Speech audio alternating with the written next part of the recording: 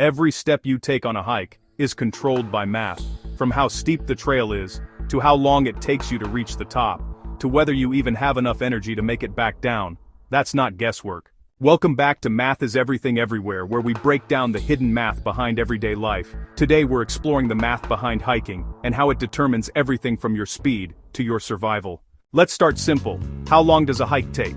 Most hikers use something called Naismith's rule. It says, allow 1 hour for every 3 miles of distance. Add 1 hour for every 2,000 feet of elevation gain. So if your hike is 6 miles with 2,000 feet of elevation, that's about 3 hours total. This formula helps hikers plan safely and avoid getting caught in the dark. Not all miles are equal. A flat mile is very different from a steep one. That's where slope comes in.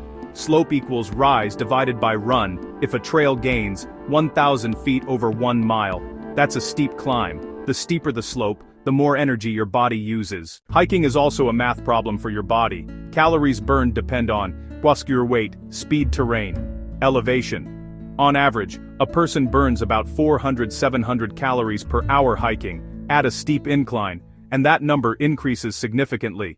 Your hiking pace is another key equation. Speed equals distance divided by time. Most hikers average 2 to 3 miles per hour, but uphill, that pace drops. Downhill, it might increase, but with more risk. Experienced hikers track their pace to manage fatigue and stay on schedule.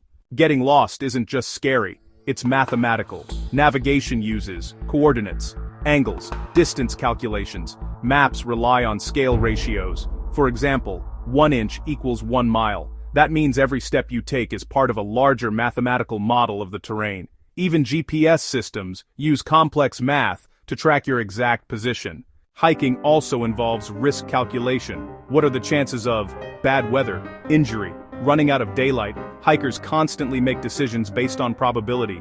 Turn back now, or keep going. That decision could be the difference between a great hike and a dangerous situation. So the next time you go hiking, remember, you're not just walking through nature. You're moving through a world shaped by distance, energy, angles, and probability.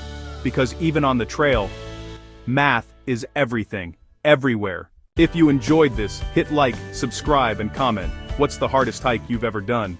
And what should we break down next?